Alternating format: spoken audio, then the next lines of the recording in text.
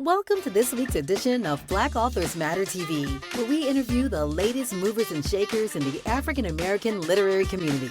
You'll meet some old friends, discover new ones, and stay abreast of the latest book developments around the country and even the world. So sit back and relax for the next 2 hours with Black Authors Matter TV co-hosts Gwen Richardson and Dr. Rhonda Lawson.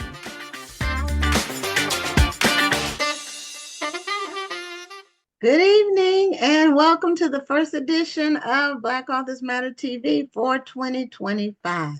I'm Gwen Richardson, your host for tonight, along with my co-host, Dr. Rhonda Lawson. Good evening, everyone.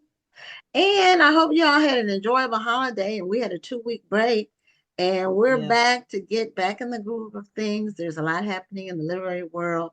So before we bring on our first guest, I have a couple of announcements and we will be giving away one book tonight, but we'll deal with that later in the show. The National Black Book Festival registration for vendor, authors, publishers, whoever wants to be a vendor, opened January 1st. And we have gotten more early bird registrations already on the 7th than we have, like double what we had last year this time. So it's really taking off to a very fast start. So if you want to get a table, I'm thinking we might sell out by the end of May at this pace, if this pace keeps up. Some people did it like before, like 3 days before.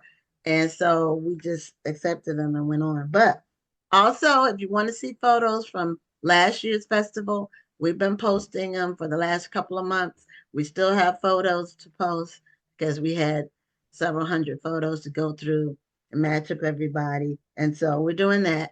And finally, the NAACP Image Awards announced their nominees today.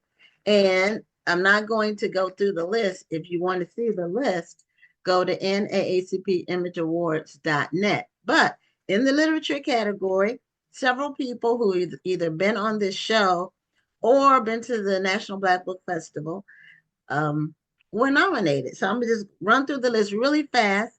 Wanda M. Morris, Alyssa Cole, Sherry Smith, and Elizabeth Wayne, they were on the show as co-authors, and I think Elizabeth was in Ireland or Scotland or somewhere when she was on. Johnny Christmas and Kwame Alexander, he was a featured author in 2023 at the festival, and Frank X. Walker was the overall winner of the Black Authors Matter Children's Book Awards in 2023. So these were all nominated people, but the list is long. So go and check them out and see who's nominated. So anyway, Rhonda, do you have anything to say before we bring on our first guest? Sure.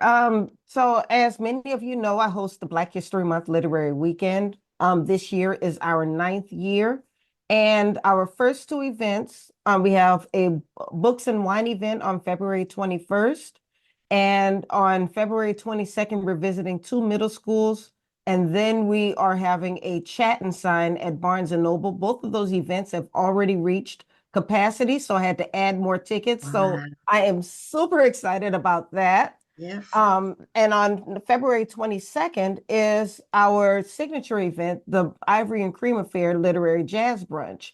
This year, we're going to have not just background music, but we are actually going to have a whole performance. So we have a 10-piece band coming out named Brinkcore Entertainment. We have a celebrity comedian host. We are going to be featuring 12 authors. And our guest speakers for this year are Nalena Kai and Dr. Regina Jennings. So I'm very excited about both of them. In fact, this whole event is going to be amazing. And if you have, very quickly, if you have an 8th or a 9th grader, essays, the essay contest is open. We have an 8th and 9th grade essay contest where a winner from each grade will receive $300 along with other great prizes. And the submission period is now open and it will close February 2nd. So I'll put the website in the chat in case anybody would like to download the application. And we look forward to reading your kids' essays. And you don't have to be in the DMV area to participate. Okay, well, it looks like this year is really kicking off to be Yes. an active year in the literary world. That's really great. and people seem to be excited about getting out there with their work. So that's really great. So we're glad to be a part of it, however big or small. And as some of you all may know now, we are an award-winning show because we won an Yes. award last year for the best literary podcast. So we're excited about that.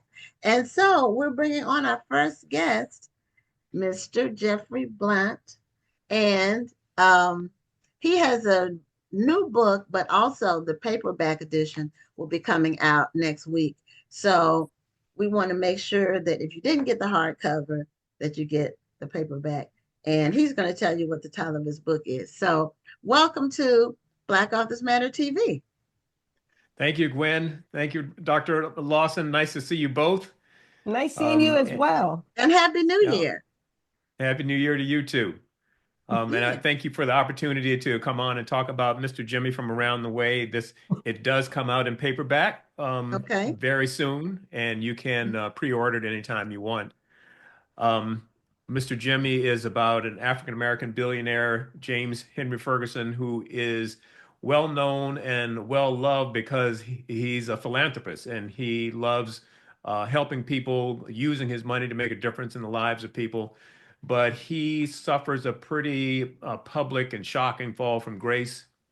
He grew up in the rural South and he decides to run to the rural South again to try and hide from social media and traditional media, buys a house sight unseen, gets to the house and realizes that he has bought this house on the edge of a neighborhood that's mired in total abject poverty.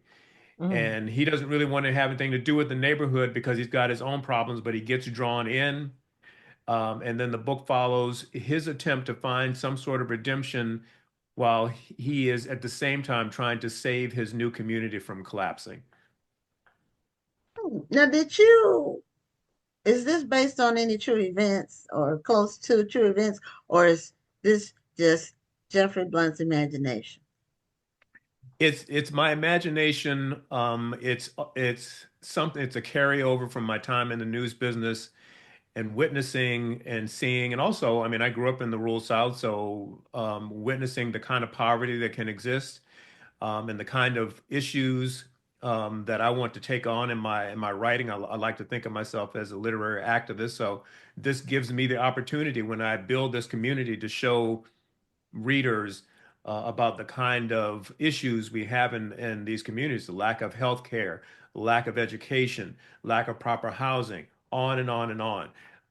And so I wanted to tackle these issues.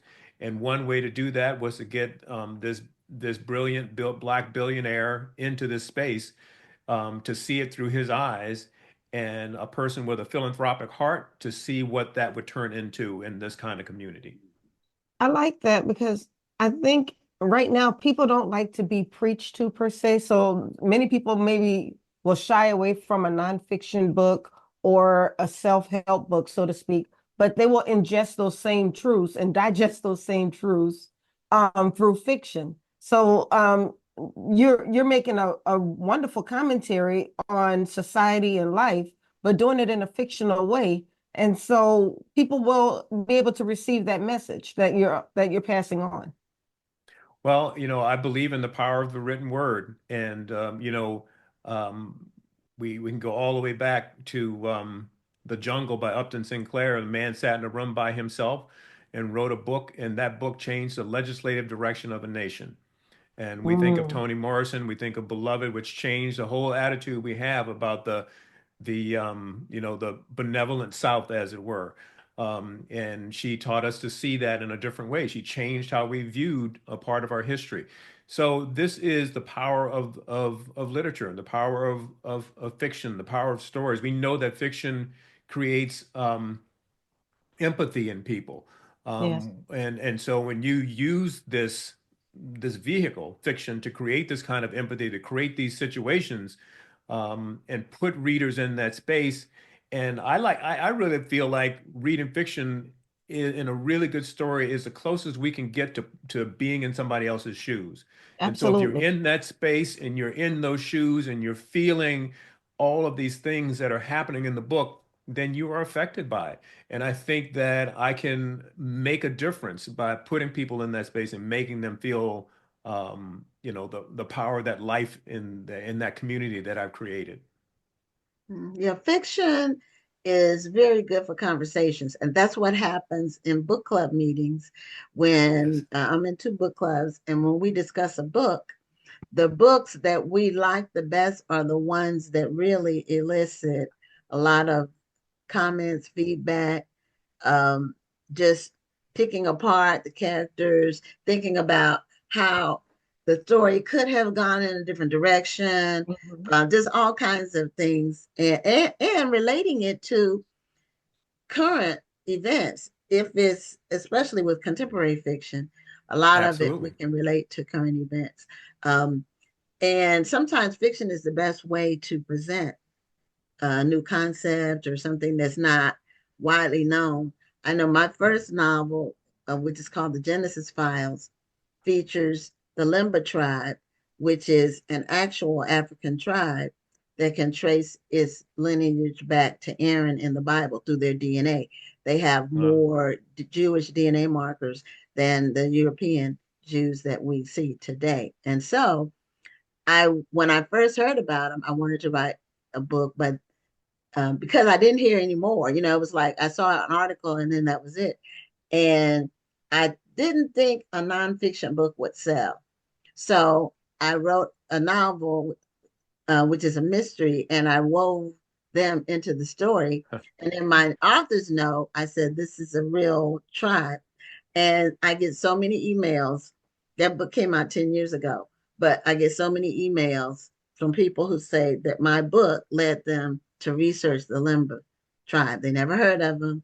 And so fiction is a good way to bring concepts out, ideas, a different way of looking at things, um, taking historical events and putting a different spin on it. It's Yeah. all kinds of Yeah. things you can do. You can take a lot of liberties with fiction. So Right. now we actually heard about your book through the gentleman who did your audiobook, Earl Sewell. He was Yes. on the show, I think maybe October, somewhere in there. And he told us about your book. And then I looked it up and I said, well, this would be a good person to have on the show. So, and I do plan to Thank get a you. copy. I was waiting for the paperback since it was close to Right. the paperback release. So it's in my shopping cart to Excellent. Thank order. you. Yes, to order on my next order of books. So, Now, um, is the book on audio yet? It is. That's Earl. yeah, He did it. that's what And Earl Oh, did. that's right. You just said yeah, that. and Okay, he so did it. He I did a have to fantastic listen to job. it. Yeah, I have to listen to it on audio because I'm so busy. I have a full-time job, then and then I do the show, and then I have Right. the business. I can only listen to books right now. So I'm actually listening to two different books right now. Yeah, well, one day I might listen to a book, on another day I'll listen to a Right. different book. Right. So Right. she's looking at me, how do you listen to two books at the same time? I mean, it's not. It's probably possible. I can't do audiobooks. I tried once. I may try again, but it just put me to sleep. I was listening and just That's it my just problem. it put me to That is sleep. my problem. Yeah, But That's well, my over that's the problem. Christmas yeah. holidays, It depends on your on the activity. book. I listen to Okay, audiobooks while I'm driving, right. and I Yeah. listen to Yeah. audiobooks while I'm exercising. So, like, if I go Yeah. take a walk, if I go to the gym, I'm listening to an Right. audiobook. And if things aren't too crazy at work, like let's say I'm just typing a press release or something, I can listen to Right. an audiobook then. But yeah, I can't just listen to it, like sit down and just listen to an audiobook. Okay, well, maybe that's what happened because, of course, we don't want to be falling asleep behind the wheel or not Right. Right. on the treadmill. Yeah, that could be dangerous. But over the holidays, I was able to catch up on some reading that I hadn't been able to get to because when you have a busy schedule, sometimes you just can't do it. And so I Yeah. was really Yeah. able to read. I'm on the fourth book, so I was able to finish three, and I'm on the fourth book from the holidays because I did have some downtime. So I was excited about that, just being able to kind of sit, Yeah. and Yeah. read. Yeah. Yeah. Uh, that was exciting. So the billionaire that, oh, before I asked that about the billionaire, you said you were from the rural South. Where are you from in the rural South? Southeastern Virginia is where I grew up, in a little town called Smithfield, Virginia. If you ever Okay, heard of Smithfield you Hams. okay. I'm from Newport News. Oh, So yeah, I heard of oh, And Smithfield. goes to show you how small the world is. You're living Yeah. in that's DC right. now, I'm living in DC. and I'm right down the street from you. I'm in Maryland. Oh, how about that? Yeah. Yes. I've been in Houston for a long time, but Newport News is where I grew up. I went to That's graduated funny. from Warwick High School, Yeah, and my yeah, parents, they're both passed, but they had a home in Carrollton, yeah, which yeah. which is right across the James River Bridge, like the That's first right. community you get to before you get to Right, Smithfield. So right, we grew right. up on Smithfield Ham and all that. Yeah. You're familiar Excellent, Well, with me, but excellent. that's great. That's really just, it's a small world. So Yeah. in your book, The Rural South, what's the setting in your book? It's Ham, Mississippi, and it's a totally made up town. It Okay. has biblical implications in the sense that in the people have used. There's no real indication in the Bible, but people have used the situation with Ham, the character in the Bible, to who has been quote belittled and sent down to the level of something less than all the other human beings. And so during slavery in the slave Bible, they were teaching, talking to slaves and telling them that the Bible says that they are less than and are meant to be slaves and meant to be servants of these people, which is what happened to Ham in the book. So in the Bible, so I created this town because I wanted people, if anybody came to it with that biblical thought in their mind, they would know that this is a people, these are Ham's people that supposedly have been put down and left aside and brushed aside by society. But here is, for some reason, this billionaire who's dropped into the midst of them to see what change he can bring. That's well, really this interesting. book this book has really hit the mark with a lot of readers. I mean, it was one of the best books of 2024. It's won some awards. Did you realize that this book would make such an impact? I realized, well, Robert Frost, one of the sayings I love from him is if there's no tears in the writer, there are no tears in the reader. So Mm, this book was a very emotional experience to write for me.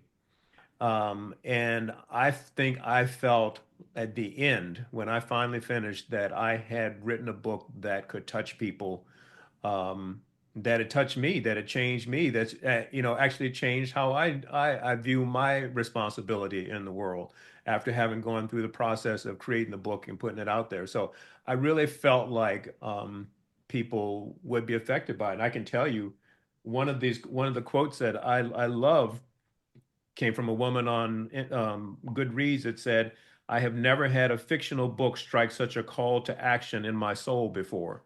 So, Wow. so I know from that people have been affected by it. And I just got, I think it was last week, and I love this. This came from a young African American guy. He said, thank you, Mr. Blount, for allowing Black boys, girls, men, and women to see that financial and educational success of that magnitude is possible, and that helping other people can still be a part of the story. that's So beautiful. yeah, and so the mission is happening is in when you sit down as a writer, and you want to make a point to get people to open their eyes about something, Gwen, as you talked about with the tribe. And then when it happens, all of that time you spend alone in that room writing, it's worth it, Mm. because you're making some kind of change. Yeah. How long did it take you to write the book? A year and a half, and I call it my pandemic baby because that's basically what I was doing. A I could lot of take my books were time. birthed out of the pandemic. I just wish I Absolutely. was bored during COVID. I wanted to be able to just have time to write a book. People felt Well, we like, oh, we don't started have to this go to show work. Let's do a million other things. We started Well, this show luckily, in COVID though. Luckily, I We have, did. yeah, I haven't. Oh, during the pandemic, you We started? We started did. this show Oh, 3 or 4 months into the pandemic, and it's 4 years old now. So that was something that, you know, yeah, probably wouldn't have happened had the pandemic not happened hey, because This is true. yeah, because we couldn't do the festival. We wanted the National Black Book Festival. We wanted to do something to keep the message out there about African American literature. And Yeah. that's right. what this is. But had that not happened, we probably wouldn't have felt the need. I don't know. We may have, but not then, you Yeah, know. But it was and directly a result. well, that's excellent. And one of the other things I wanted to do, one of the things I thought about when I was writing this book and sitting on the back porch during the pandemic was talking about culture and what kind of culture I wanted people to remember that was a part of the African American experience. When I was at NBC and a director, you would hear people on the set or reporters or people say they kept saying urban, they kept saying urban, they kept saying urban over the years to a point when urban was another word for black. Hmm. Exactly. And I would say you can't do that because not every black person lives in the city. You know, I live in the country. my yeah, well, my I grew up in the country. My relatives are still farmers in the country, and so there's a whole different dynamic sometimes, a whole different experience sometimes, and I kind of feel like it's my duty as an African American raised in the South to remind people that this is where the Great Migration came from, and this is still a part of who we all are. And these people who are living like the folks in Ham, Mississippi, unfortunately, this kind of poverty still exists.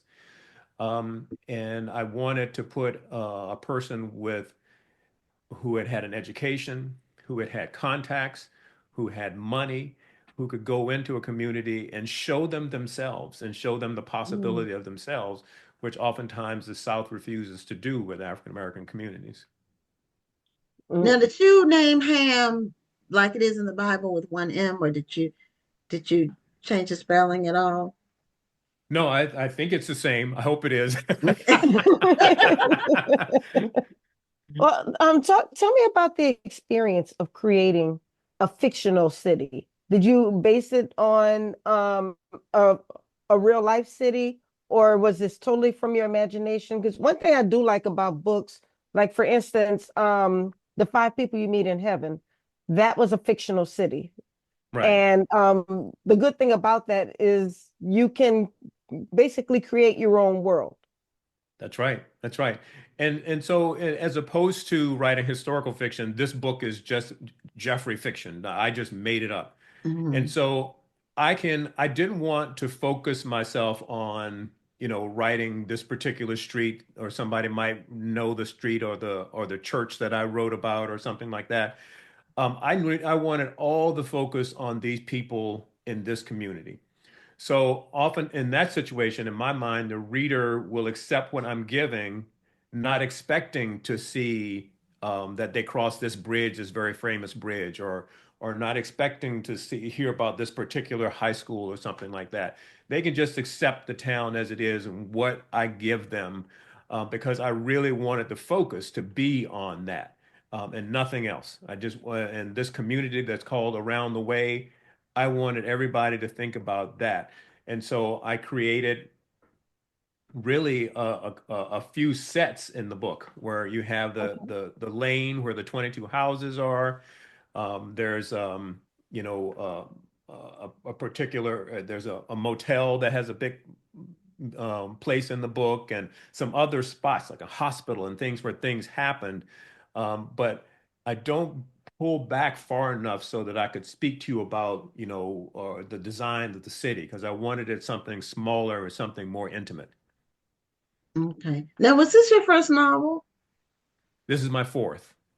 Oh, okay. This is your fourth novel. Okay. All right. But the last two are the ones that I consider the books are that I began to feel myself as a writer and show the talent that I think I have, and I'm busy trying to make better all the time. Now, with Well, the television career that you had, were you writing with TV? Were Um, you behind camera, on camera, I was production? behind the camera. I was a director. So I was the director of Meet the Press. I was the director of NBC Nightly News, the first African American to direct the Today Show. I directed special events like today was Jimmy Carter's funeral in the district. Well, I directed the funeral of President Ford. I've done State of the Union addresses, Oh. many White House press conferences and presidential very speeches and things fulfilling. like that. Mhm. Yeah, So it You've was what a is gotten it? great to, What does you've the gotten great to see director a career. do? lot. Yeah, what does the director do exactly? Well, it's very different from a film director. So, a live television director in this situation will be if you're looking at your camera and let's say you're watching the evening news, Hmm. and it comes on, and there's the anchor sitting behind a desk, and you see the camera slowly push in. Well, the camera is slowly pushing in because the director asked for it. We used to think of ourselves as the gatekeepers. Nothing happens on your television set for that show unless a director calls for it. So when you see the graphic change, it's a director saying change to something. If you see a tape appears because the director says roll that tape, take that tape. If you see a correspondent appear at the White House, your director will say stand by at the White House, take the White House, and that person will be there. And so Okay. it's a technical thing in controlling the flow of the show, and you're in charge of the look and all of that stuff. But in the news business, it's also an editorial thing. So a good friend of mine, who's a director named John Libretto, um, during a presidential debate, it was George Bush Sr. and Bill Clinton. He took a shot of he waited, he saw this thing happen first, and then he waited around because he thought it was going to happen again. He took this shot of George Bush Sr. looking at his watch in the middle of the debate, which looked like he was bored, didn't want to be there, whatever. And it is considered one of the top 10 moments in presidential debates. And it actually affected his, as he tried to go on and campaign, this followed him. It affected him. And so editorially, you do all these things too. In a show with Meet the Press, you really have to follow the show editorially to know what the guests are talking about, and when the host might call for a soundbite that this guest said, or a graphic or something like that, you've got to be really in there so you can get to the proper thing at the proper time. So it's a very George high pressure, high energy job. George W. Bush had a lot of unfortunate photos. I think there was also a photo very famous of him writing a note to someone saying he had to go to the bathroom, and somebody over took that photo over his shoulder, and then that photo Right, went viral. He just right. had that unfortunate thing about him where he always got caught in these funny videos or these funny photos. Now, Uh, did that happen to the dad or the son? Because I that know was That was that, the dad. yeah, That the was the dad dad, was the watching Yeah, the the. it dad was the was the watch. watch, but Uh, his But son you're was the right. one with the note you wanting saying he had to go to the bathroom. Yes, right, okay, that's what right. I And was. Yeah. Yeah, I yeah, knew about the yeah. watch, and you're right. That watch, looking at the watch, that did follow him through the campaign Yeah, Mhm. because it was about him really being sort of detached that's from the right. electorate, and That's he right. Mhm. just wasn't. It, Bill Clinton was, well, is, but at that time he was very personable, very Right, charismatic, and that right, wasn't George H.W. Bush's. He didn't have charisma. What he had was a lot of experience, and so right, right. um, that. But you never know that somebody actually made a decision to capture that image. That's You right. know, That's right. you Yeah. this is my first time hearing about it. So a lot of times we think things just kind of happen, but you're saying Right. nothing happens without that director. That's right. And Mhm. so when you're in a live broadcast, whether it was, today you saw the case on bringing President Carter's remains down the street and all the different camera angles and different shots, there's a director in there saying, take that camera, asking for another shot on that camera, take that camera. All of Oh, those things are happening because the director is doing that. And it's the same that when if you're watching the Oscars, every time it changes a picture, um, somebody's directing. Even when you hear a person say, and coming out on the stage to give the award for, somebody's given that cue so Right. that the announcer will announce.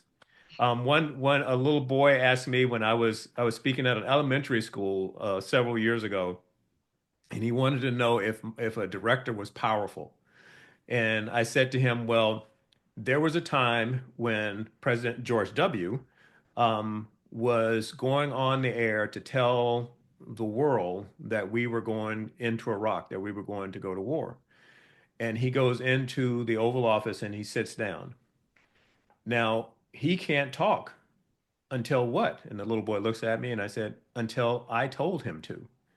And the little boy said, what? And I said, yes, because we were the pool and what we were doing was going to go around the world. He didn't know exactly when it was going to happen. So he's waiting for me to cue him. So a little boy from a farm in Smithfield, Virginia is in a position so that he can say to the President of the United States, okay, Mr. President, you can talk now. That's awesome. Well, Well, unfortunately, I think we've made it to the bottom of the interview. So I can see now we could have talked probably for another hour. So but I appreciate you coming on the show and sharing your story with us. Congratulations on all the Thank success you. and that the show book the has cover of had. the book one more Yes, time. please do. Okay. Of the cover of the book. Go out and get your copy of Jimmy Mr. Jimmy from from around around the the way. way, From around the way. Yeah, and it will be out in paperback next week. But you can also get the hardcover if you would like. You can also that's get the right. hardcover and you can get the audio The book. audio book. I keep forgetting about That's the right. audio. And Yes. the Kindle version. There you go. Yes, Well, and we the Yeah. did ebook. put your website in the chat. So everybody click that link, purchase this Thank book. you. It's a beautiful, beautiful story. And I can't wait to dive into it. In fact, I'm gonna go ahead and get my audio. My phone's right here, so I'm gonna be, oh, you can't see it, but there it I is. see it. So I'm gonna be downloading my book. I can't wait to dive into this story. Just the layers that you described were beautiful. So thank Yeah. you for that. Yeah. Thank you, Dr. Lawson. Thank you, Gwen. Appreciate Have, it. have a good evening and Happy New Year All right. again. Happy New Year. Take care. Bye You bye. too. Bye-bye. Bye-bye. Okay, so we are ready for our next guest, and his name is Marcus Moore, and he also has he's a multi-talented person who has multiple titles, and he has a new book out about uh, the group De La Soul, and the book is called High and Rising, a book about Oh, I love De La De La Soul. Soul. So, Marcus, welcome to Black Authors Matter TV. Hey, thanks for having me. I appreciate you. You're And thank welcome, you for being here. and Happy New Year. Yeah, Happy New Year. Hope it's going well for you both so far. So far, so Yeah, great. so far, so good. Yeah, yeah, Uh, yeah. yeah, so you are not only an author, but you also are a curator and a music journalist. So tell us a little bit about your musical background in terms of how you got involved in being a journalist that reports on music. Oh, so before I started writing about music, I was in the DC area writing for this newspaper called the Gazette newspaper. Hmm. And I was covering education. I was covering Montgomery County education. Every so often I'd had to go to Baltimore, cover some statewide education. But I'd been doing that for about 6 years, and quite literally, I want to say it was the year 2010. I was in a school board meeting and I said, I can't do this anymore. I need to, go cover music because I've always loved music. And I decided to marry those two loves, music and writing. And so I just kind of started my own blog. Honestly, it was a short-lived thing called DMV Spectrum, where I was covering jazz, hip hop, soul from DC, from the DC area. And from there, it just kind of snowballed, honestly. I reached out, like my career was just sort of built on me reaching out to people. So I reached out to BBC Music and I reached out to MTV and et cetera, et cetera. And, that's sort of how I got into it. And I just, kind of built my career from scratch, so to speak. I know that feeling. You have to reach out to Yeah. people because you if you sit around and just wait for people to reach out to you, it may not happen. That's So right. It That's probably right. won't happen. No, that's So, right. Yeah. I'm a music lover as well. So, like, what are some of your favorite artists or type of music? Oh, well, I grew up as hip hop was becoming a thing. So, I remember it was the 80s and I was listening to like Public Enemy. I was listening to, I wasn't supposed to be, but I was listening to NWA. I was listening to, Boogie Down Production, stuff like that. But then I grew up in a household with family members who was listening to all kinds of music. So my grandmother's playing traditional gospel music. I had aunts who were into like funk records, so they were playing like Sly Stone and funkadelic records like that. And then I'm coming up with hip hop. So but then in recent years, actually, within the past decade, I've become like jazz guy, and that's how the public knows me now. I curate this column at the New York Times called 5 Minutes That Will Make You Love. And it'll be 5 minutes that'll make you love John Coltrane, 5 minutes that'll make you love Alice Coltrane. Love So it. now I'm totally like jazz guy, but in my heart of hearts, I'm definitely a hip hop dude still. Oh, okay. See, I'm not a hip hop girl, but I think Rhonda is, but Oh, I'm not. I was gonna say I'm a hip hop person like Well, that. I don't know, but I know you're more familiar with it than I am. I'm See, familiar with I'm familiar more with the like your music. aunts, but maybe younger than your aunts, but older than you. I'm somewhere in there. So, but I Well, love music. I do like hip hop. But I'm really more of a R&B, classic R&B, soul, neo soul type of girl. This is me. That's me too. So I like vocals. I like instruments. Yeah, see, that's my So thing. I love vocals and I love instruments. You can good give me a band. really good soulful instrument and Yeah, I'm good. I can just listen to that all night. yeah, me too. Um I recently became aware of, and I don't know if he's still performing because so much happened with COVID. He used to be performing live, and I'm not sure what, but he was a violinist. He could play anything. He could turn any song Yeah. on that violin into something just masterful. And he did gospel, he did jazz, he did R&B. He even would do some rock. He turned that violin into an amazing. His name is Daniel D. And Okay. if you've never written about him, check him out because he is an exceptional talent, just amazing. And but I like instruments, and so hip hop generally. I'm generalizing. Well, I've got to That's say that's one thing I me. liked about De La Soul though is because they had and it's in their name, they had a very soulful sound about them. Mhm. It wasn't that hip hop that it wasn't like in your face type of hip hop. It was very soulful. You can relax to it, but you're still gonna hear a message with it. And so that's why I like them. I'm wondering, is their style of music what made you decide to write about them? Yeah, no, absolutely. The thing I liked about De La is that they were attainable. Like as much as I dug the hip hop that I, kind of referenced before, be it, even other artists like be it Rakim, be it LL Cool Hmm. J, And et I like cetera. Rakim too now. Rakim, but the thing about De La is like I felt like they look like my cousins, you know, Oh, and they were kind of left of center. So my older cousin Isaac in particular, so I grew up in the DC area, and I remember he had a skateboard. And in the 80s, like black kids, really, I didn't see him skateboard. So De La sort of spoke to us. They spoke to like kids like us who like, yeah, we grew up listening to hip hop, but we also grew up listening to our grandmother's gospel records. And, maybe we like jazz, maybe we like punk rock music, et cetera, et cetera. So they sort of tapped into an audience that felt a little left of center, maybe for the lack of a better term, they felt out of place. But hmm. through their music and their fashion, they showed that there's a place for everything, and you don't always have to be so angry and tough all the time. Right, right. Yeah, Yeah. that's one thing um, and I hate to generalize. I just feel like when I hear, I'll just say rap in particular, it's like I'm being beat up. I'm not, you know, I'm not being wooed or caressed or even put in a good mood. It's like I'm made to feel angry. It's angry to me. And I recently looked at they had Luther Vandross. I don't know if you saw the documentary that Hmm. was played recently, like in the last week of Luther. And someone asked me, oh, my daughter's fiance asked me, who do you think is the best in your mind? Who's the best male vocalist? And I said Luther.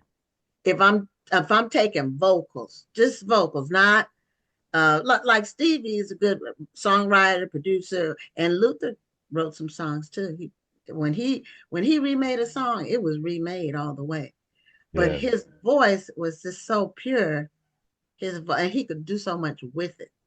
And that's what I really like about even some the R&B singers of the past. Their vocals just really, you could really sit and relax listening to it. I don't know. Can you relax listening to some of the new? I'm just asking. That's fair. Whenever I hear it, I feel like somebody's beating me up, or it's just anger to me. It's just anger.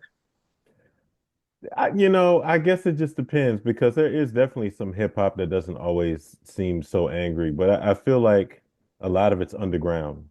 Like even today. Okay. My daughter says she listens to some like alternative, like not mainstream necessarily. She Hmm. listens to other artists, and see, I wouldn't hear their music. So, Yeah. you No, know, that's fair. It's like you kind of they make you kind of hunt and dig for stuff like that now. Like mainstream rap is all going to sound exactly the same by and large, but you got to kind of hunt and dig for the stuff that your daughter's talking about. And there's some good stuff under there. Now, don't get me wrong, some of that stuff you can feel beaten up too, but you're not going to feel as beaten up by underground hip hop as you will with mainstream hip hop. yeah, or Well, disrespected. I mean, from a Yeah. female standpoint, it's very negative about women. A lot of it is, and I wonder how, every generation, the music that you listen to is really like the soundtrack for your coming up years, your formative years. And if the soundtrack for your formative years is negative in terms of you, like for females, I wonder how it makes them feel. Really, the young women of today. And we're kind of off topic, but we're not totally off topic because we're talking about music. Yeah, I mean, I guess that's a good question. I mean, I hesitate to answer it because I'm not a woman and I don't want to speak for women, but at the same time, that's a tough convo, because I feel like I do have friends who are women and they always talk about how, the messages in the music aren't great, but they still can listen to people like, Juvenile, or they can listen to like NWA and compartmentalize it. Um, but I also have friends who are like, no, I don't listen to rap. I've never listened to rap because of that very thing that you talked about. Yeah, I wish it was happier. Um, I wish the outlook was happier. Hmm. And it may be, the artists they may be reflecting their reality, but because it is transferred to so many millions of other people, then it does have an impact, I think, on just people's outlook, just on society.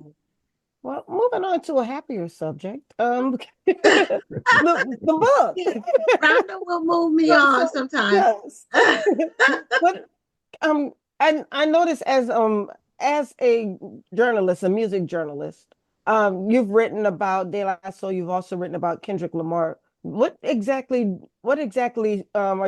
stories are you telling about them? Is it about their trajectory through or their journey through the music industry?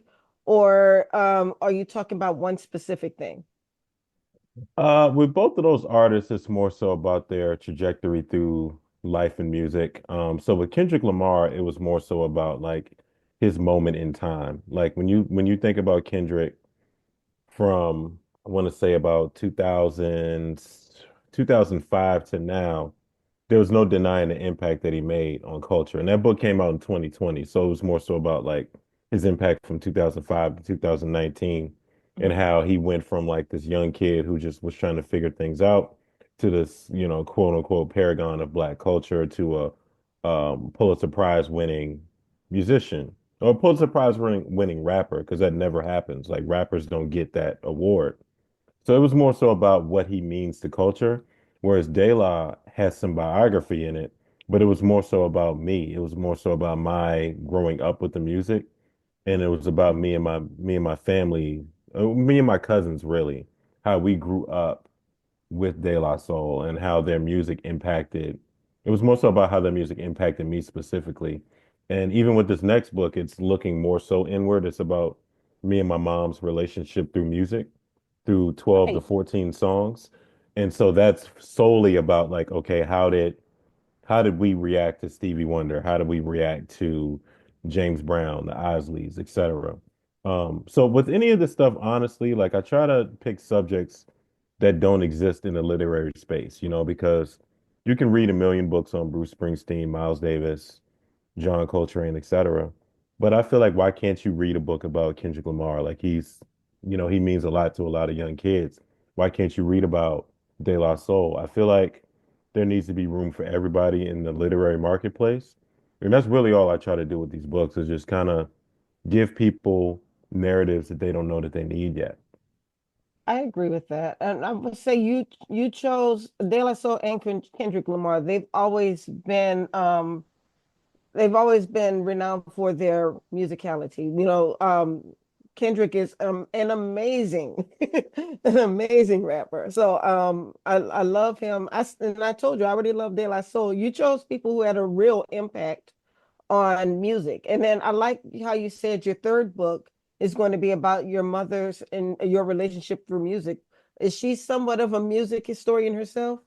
She was indirectly, like I learned a lot of music through her. And what I realized even over this past year, I'd be listening. I'd be somewhere listening to like Stevie Wonder's Ordinary Pain, for instance, that song.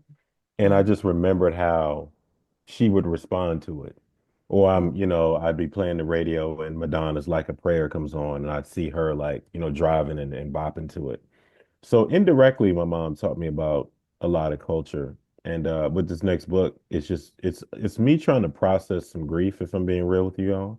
Mm, But it's also about me honoring her as a historian and honoring her as like a whole person and not just my mom. But that's while beautiful. yeah, giving her flowers for impacting my life the way that she did. That's So your Still beautiful. mother does. has Yeah. passed away. Yeah, she transitioned as I was finishing Daylight actually. She Wow. transitioned August 22nd, 2023. Oh, Oh, wow. I'm yeah. Yep. sorry to hear that. Sorry for your loss. No, thank you. Thank you. So, yeah, so it's still quite fresh, but at the same time, I want to celebrate her as much as I can in the most authentic way that I can. Yeah. So Absolutely. you mentioned Stevie, you mentioned the Isley Brothers, and who else did you mention? James, did I say James James Brown? Brown. Yeah, James Brown. Okay. Okay. Yeah. See, that's my lane right there. Yeah, I'm gonna write about Tina Turner. Okay. Yep. Yeah, Tina, um, it's on the early Tina that was before me. So, well, but the Tina after that's the one that I, listen to. But the Tina before, I looked at a documentary about her and Ike that was on Tubi. Tubi has some really interesting stuff.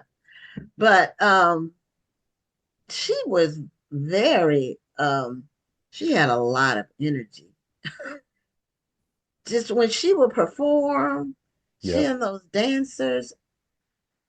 I mean, you talk about a workout. I It was amazing the things that she did and what she was going through, and people didn't know what she was having to deal with. So, As she's just an amazingly talented human being. yeah, I think as a performer, Beyonce owes her a lot, because anytime I see Beyonce perform, I'm like, oh, that's Tina, essentially. Um, yeah, it's like, okay, I'll give her Don't say credit, that, the but Beehive gonna come after you. I ain't studying no beehive. Like, I'm telling the truth. I'm being honest. I'm being honest. I mean, that's not to take away from her, but also give credit where it's due now. You're Tina. right. Yeah, You're and right. when Tina did it, nobody else was doing that. I mean, it was some completely new and different um when she was doing it. But the footage showed like them uh Ike and Tina early on, like when she was I didn't even know about these songs that they had in the documentary. Basically from the old Tina, you hear the same ones with Tina and Ike, the same ones, two or three songs that get played all the time. But Hmm. they Right. had a lot of other songs that may not probably made the R&B charts, but didn't make didn't cross over, They didn't make the pop charts. didn't Yeah. make the pop charts. Mm. So now when you write about music or musicians, as a writer, how do you approach not necessarily writing a book, but just the articles that you write? How do you approach writing about music? Like putting the words Yeah. to something people listen to.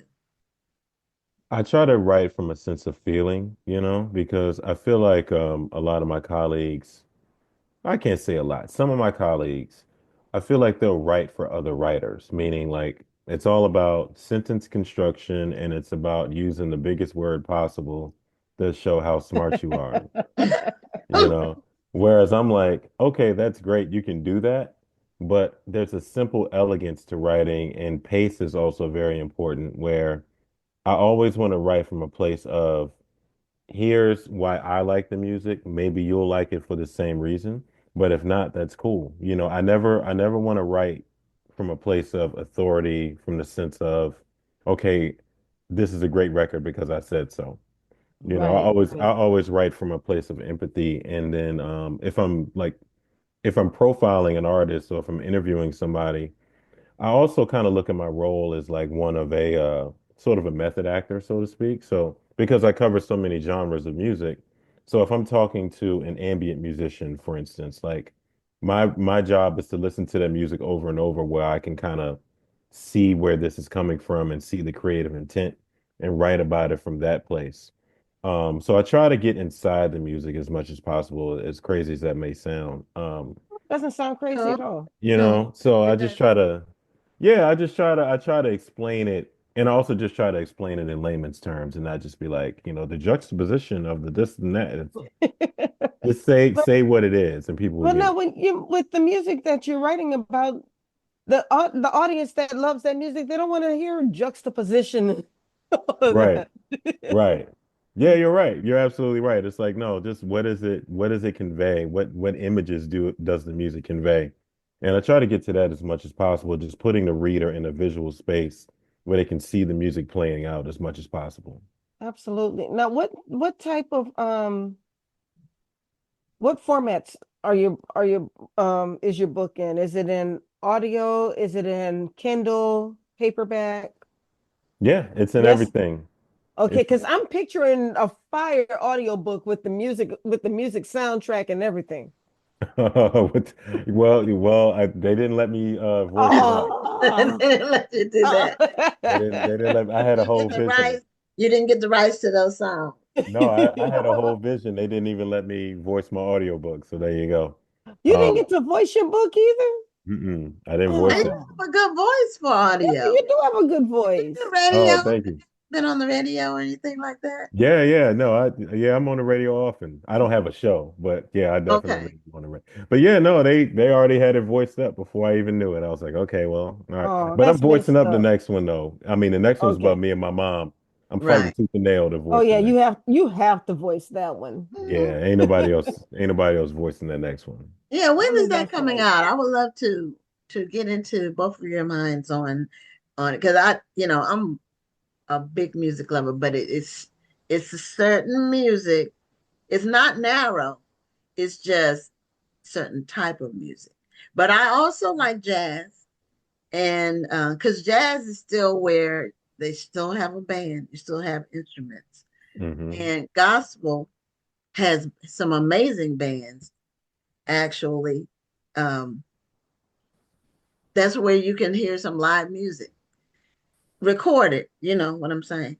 Um, with instruments and a band, and just the full 9 yards. When you listen to some of the older music, it has horns and percussion, not just drums. It'll have other percussion, and it'll have the lead and the bass guitar, of course. Some of them have the organ. It's just sometimes in some of those songs they did a long instrumentation after or before the actual vocals on a lot of them. Hmm. So the bands were just amazing.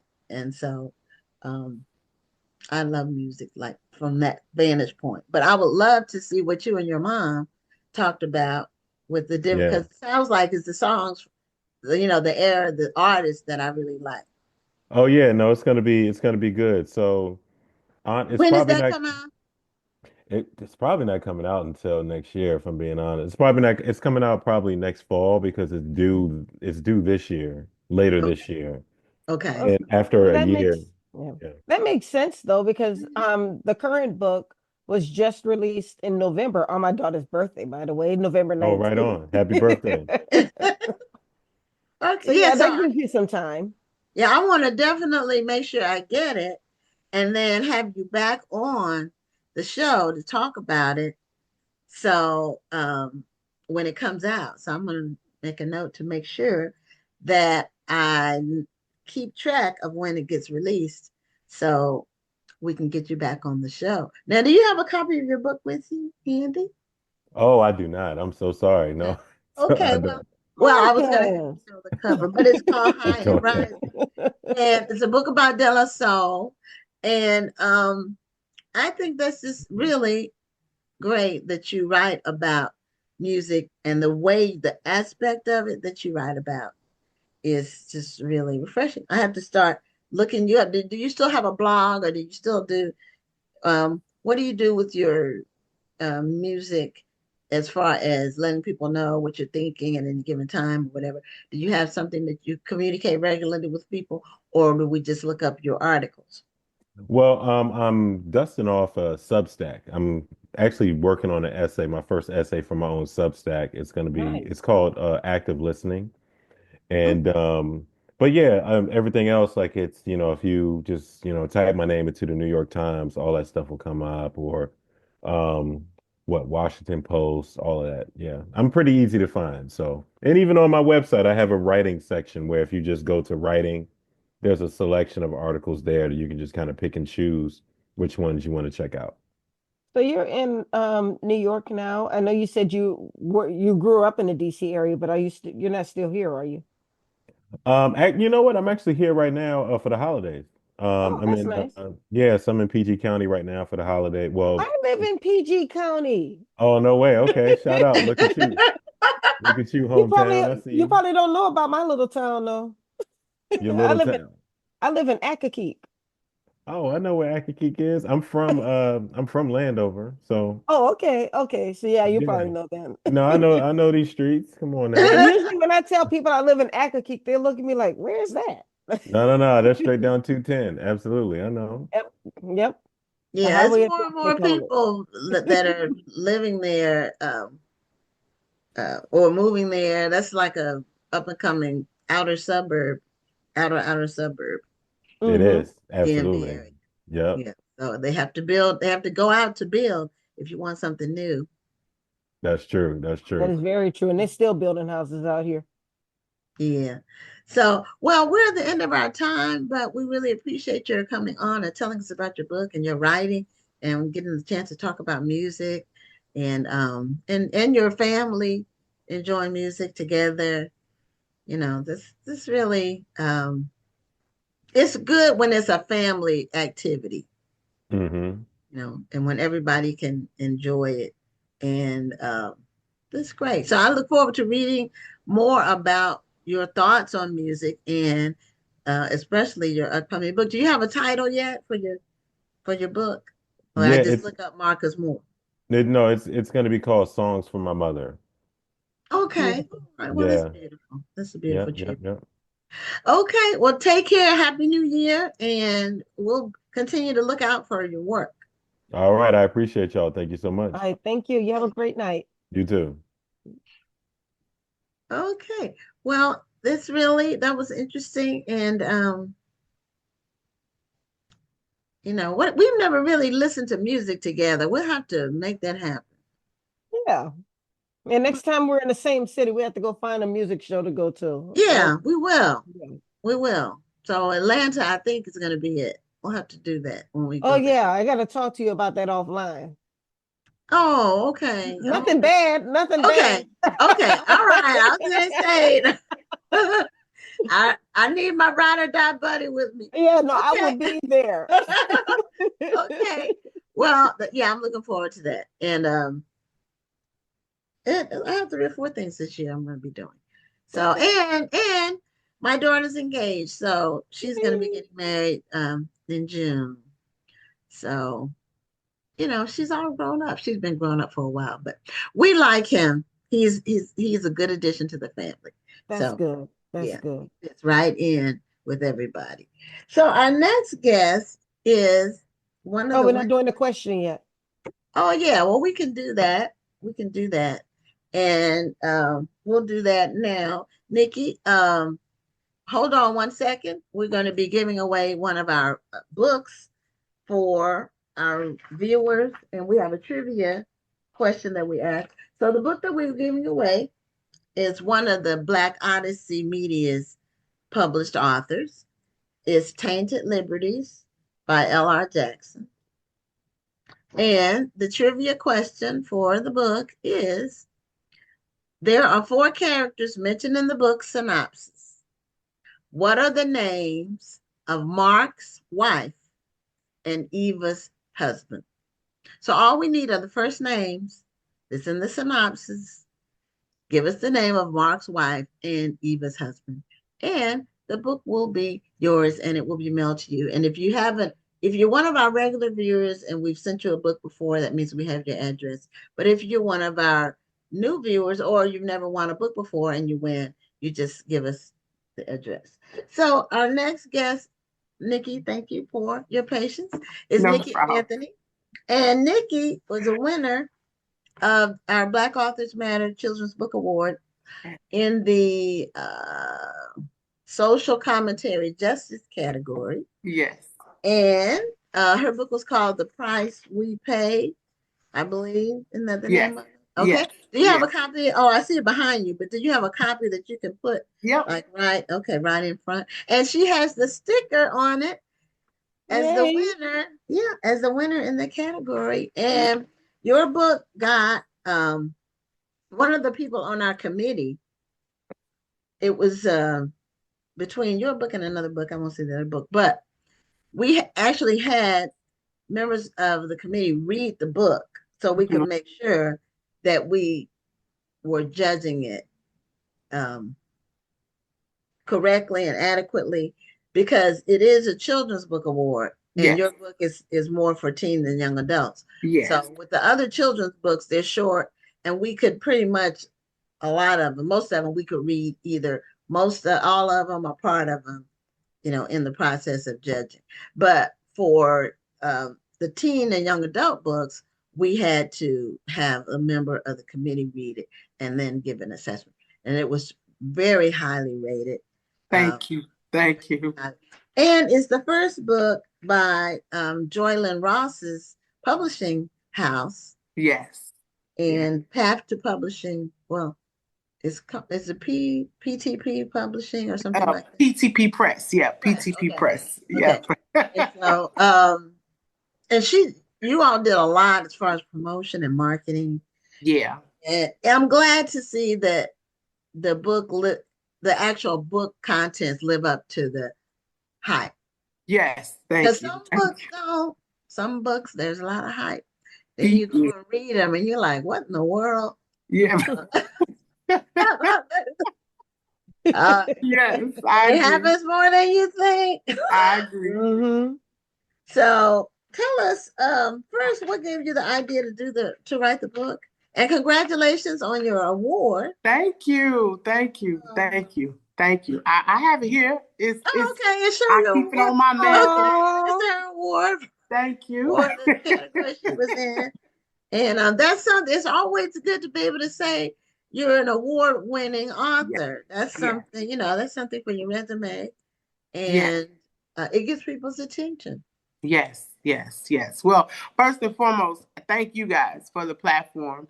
I think it's very important to have Black stories told. Absolutely. That's extremely important to have our stories highlighted. So, and even just to have a platform, to have our stories told and read. So I thank you. So I appreciate that. Thank you so much. Thank you.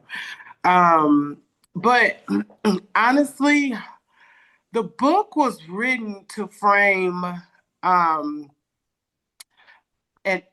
understanding for inclusivity, adversity, and also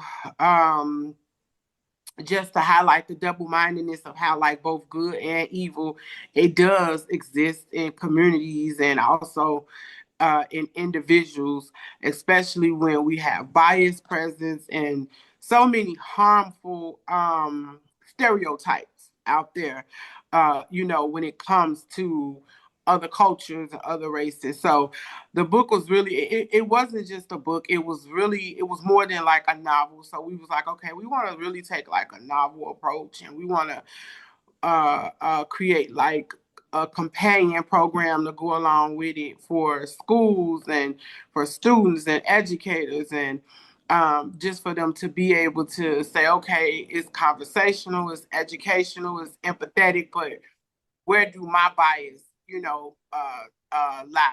Like it's really a way for us all to like do the work and sit back and ask questions for ourselves like, okay, am I biased in some ways? You know what I mean? So that the book was structured that way on purpose for us to really be able to do the work. I'm a firm believer that books can be a form of activism, Absolutely.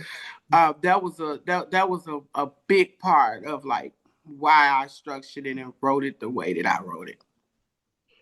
Mm-hmm. That is very true. Because Yeah. I'm working on a book for this year that. Really a way for us all to like do. Turn your device off. It's a device Yeah. on somewhere. Is that on your end, Nikki? No, that No. was my computer. My computer went crazy. I'm good. Oh, okay, okay. But yeah, there some of the books that really deal with culture, or one word people use is the zeitgeist, and that's like the prevailing attitudes about certain things. And usually it is related to culture. Yeah. It's good to be able to write a book, and sometimes it's fiction and sometimes it's nonfiction. Yes. But it's good to do a fictionalized account because a lot of times that's it's more approachable for some people. And that's what I was going to say. It's more digestible. I mean, you can tell, and I think I said this a little earlier in the show, Mhm. when you can write about real life things, when you can tell your truths, but do it in a fictional way, people don't feel preached at. They can Yeah. actually digest the message a lot better because they can identify with the characters. They can put themselves into the situation. Yes. Yes. I totally agree. And even in that interim, to piggyback off of that, it also allows us to counter negative influences, you know, Yes. like you said, without us feeling preached at, or, you know, without us feeling like somebody badgering us or giving they, you know, pushing their beliefs off on us. It helps us to counter negative influences as well, and like address some of those stereotypes. So I agree. I totally agree. Mm-hmm. So is the book somewhat autobiographical, or is it purely fiction? You know what? I get that question a lot. Somebody just asked me this a couple days ago. I really do get this question a lot. Honestly, I would say maybe like 80% of it, I did pull from like my own life, or, you know, things that I've experienced, or things that someone close in proximity to me may have experienced. But it's definitely parts that are pulled from my life. Growing up, there was like this neighborhood place where my grandmother would like send us to get like cigarettes from the bootleg men, and they sold everything over there: cigarettes, wine, beer, whatever you can name it, they sold it, right? Socks, and it was called Buzzerville. And I was like, when I was trying to find the name to the town, I didn't want to like name it, you know, something obvious, you know, with like sundown. I knew I wanted it to have like sundown town, and things that were related to racism and things of that nature. And I was like, I knew I wanted to be in Alabama. So what I did was, me and a team of people, we actually we caught a plane to Alabama, and then we drove through small parts of Alabama. And I was like, I got to be able to see it. Where would I place this place at, you know, if I want to, you know, because at this time I hadn't even come up with like a name or anything. So I was like, I got to be able to see it. You know, I got to be able to feel it. Like, and when we drove, and I was like, this is it. When we landed in like the middle of nowhere, and I was like, Buzzerville. I want to name it Buzzerville. So it is a lot of things that from my childhood and my upbringing that I did add. So it's about 80% autobiography. But I mixed it with fiction too. So Yeah, As long as you mix it with fiction. yes, so people yes, won't be offended. But yes, it's good to go to a location and get a feel for it is. just the vibe of what and to watch the traffic and the people, Yes, and look at the establishments, and it's good to be able to do that.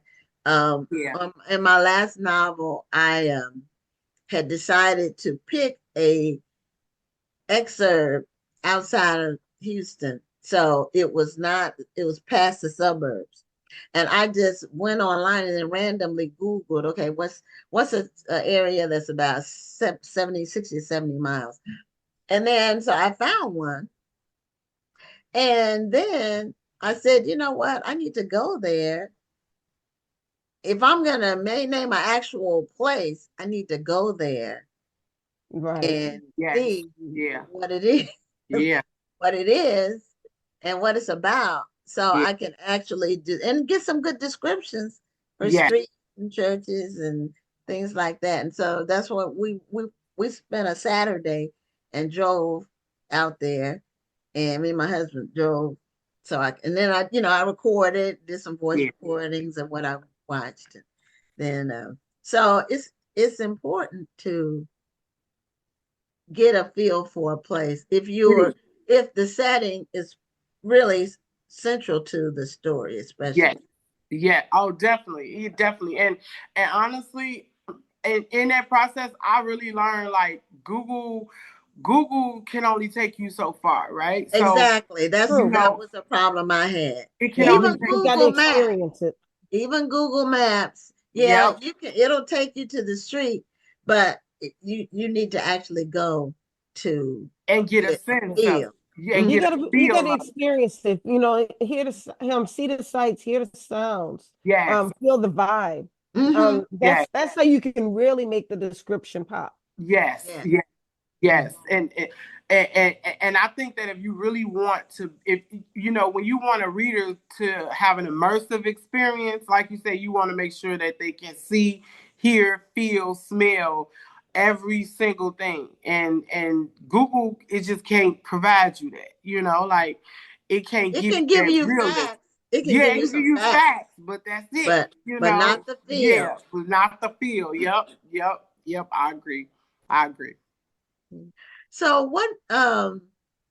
what's been like the feedback? Because you were on the show when the book first came out, Yes, yes, and that's been like about a year ago, yes. a little bit longer than that. So how's the last year been for you? It's been really good. Since the show, the book is now a 5-time award winner. You know, Black Authors Matter made it 5 times. So I Great. haven't had any negative feedback. Well, you know what? I take that back. In the beginning, we did have some negative feedback, but it was more so from individuals who do not come from the Black culture, so they didn't quite understand Black lingo or Black phrases or Black terms.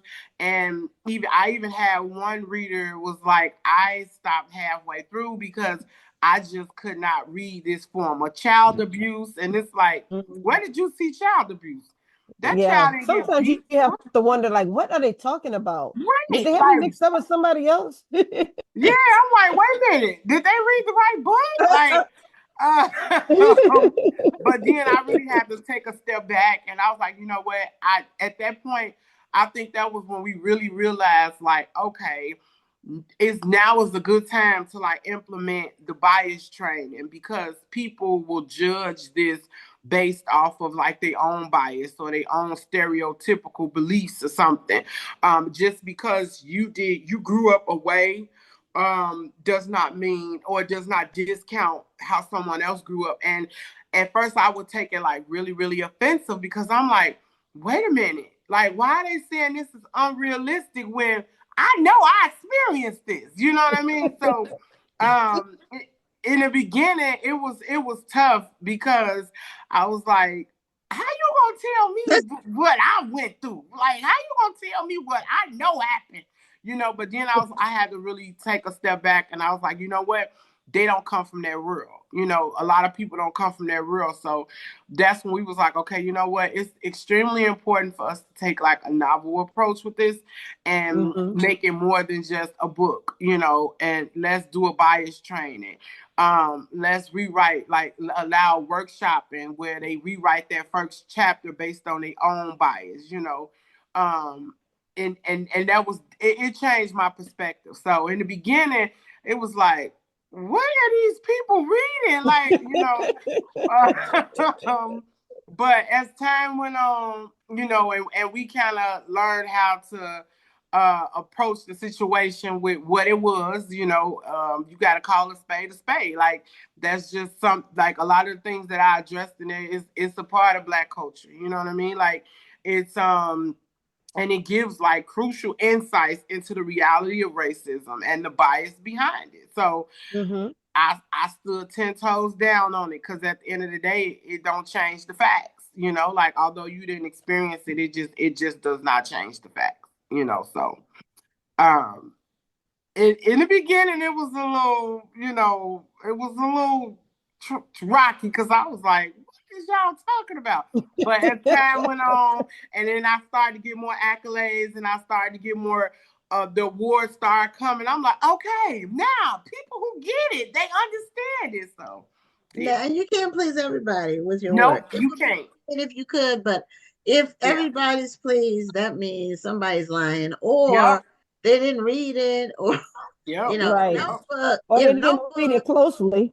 yeah, no book is gonna be the same for everyone. Now, some Yeah. books Yeah.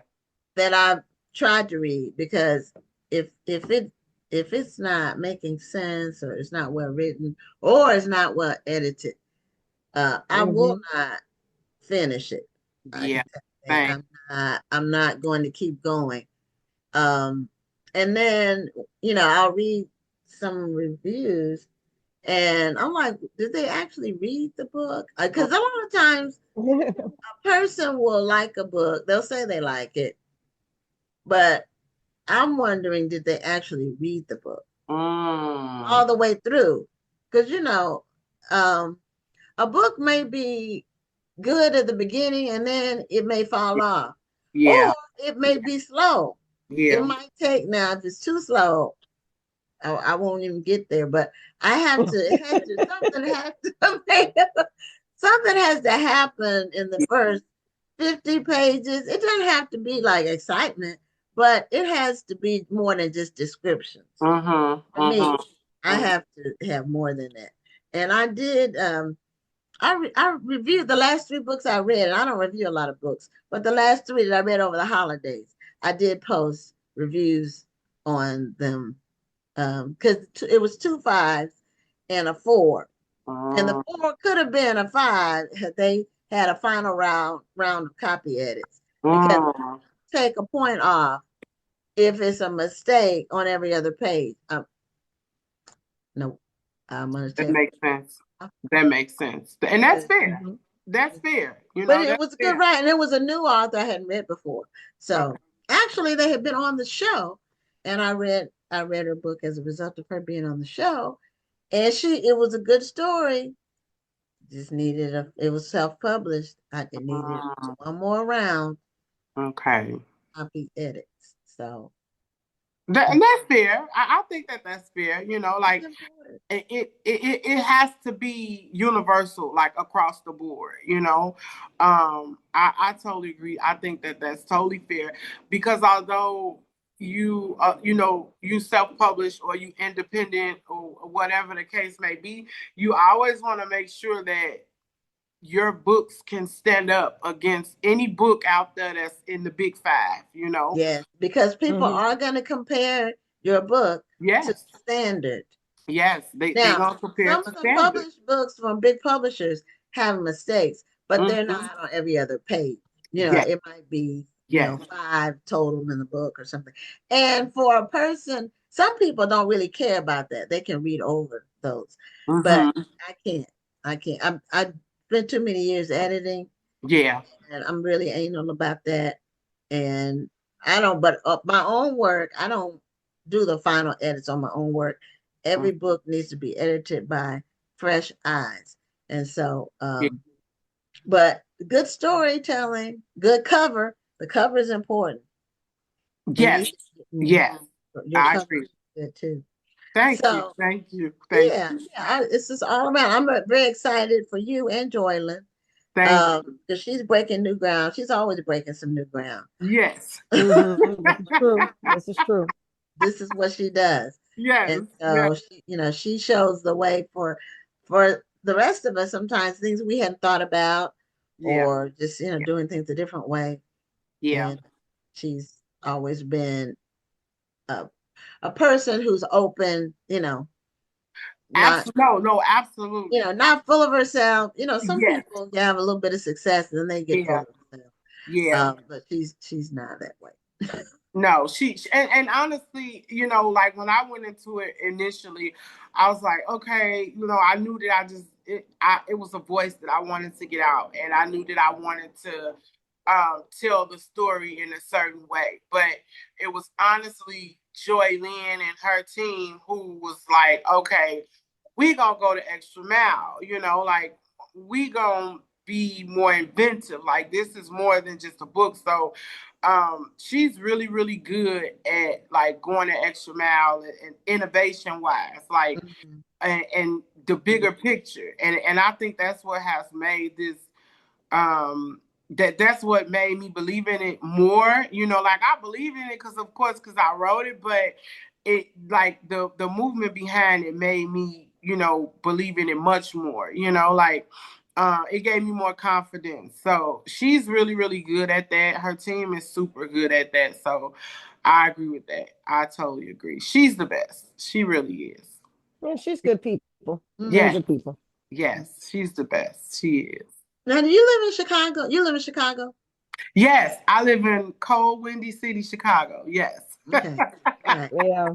So how You did you? live in that cold that makes me not Mhm. complain about the cold I'm in. Yeah, and it's even cold in Houston. We had to Wow. cover up our plants and stuff. Okay, we had 2 nights in a row where it was freezing, and that What is was freezing? Wow. below 32. Oh, okay, I'll give it to you then.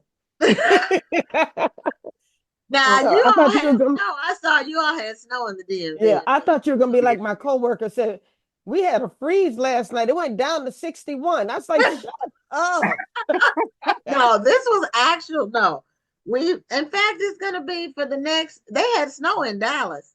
Now Dallas is 4 hours straight north of us, so they get snow. We don't get snow. Oh wow. We Wow. don't get snow. If we get snow, it's some floor. If they say it's a chance that it might snow, they close the schools. Wow. That's so crazy. That's crazy.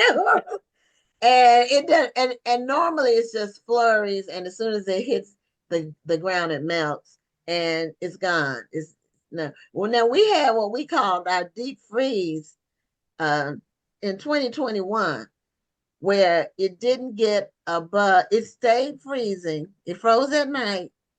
It went down to 20 something, and then it never got above freezing for 2 days. Mm. At all. So Wow. that was for us. And then we had ice, like it sleeted and stuff iced over, and people, they can't drive and stuff. Mm. So, and we lost power because the ice was on the wires, and we were having blackouts, like power was off for 12 hours, and then to be on for 12. That went on for 3 days. Wow. That's That crazy. was for us, it was very traumatic. It was Wow. very, because we're not used to that. Yeah. Yeah.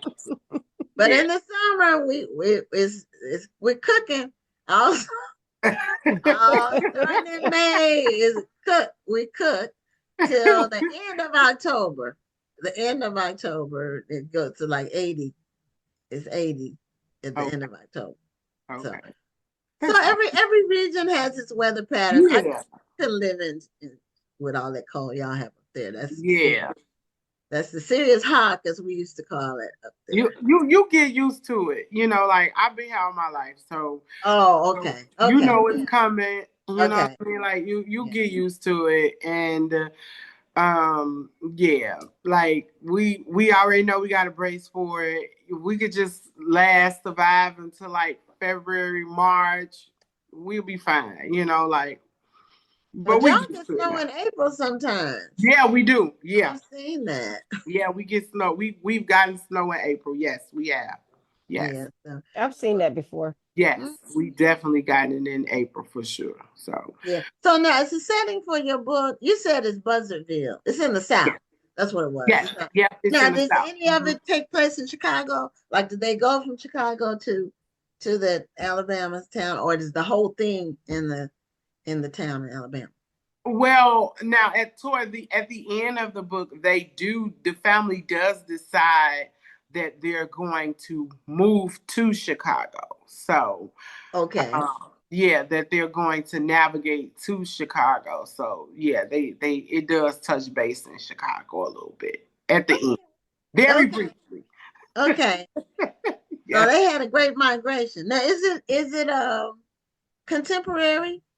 Is the book the setting now, or is it in the past? No, it's actually in 1992. So the setting is set in 1992. Yeah. So no, Okay, so it's not not like current. the 60s or Oh late yeah, no, 50s. yeah, no. It's Okay. 1992. Yeah. Okay.